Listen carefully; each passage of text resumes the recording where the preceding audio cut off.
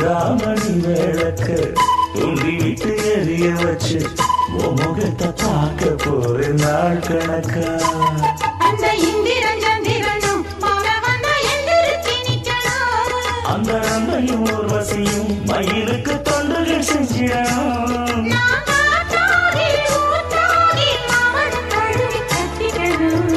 தூதுவளையில அரைச்சு தொண்டையில தான் நினைச்சு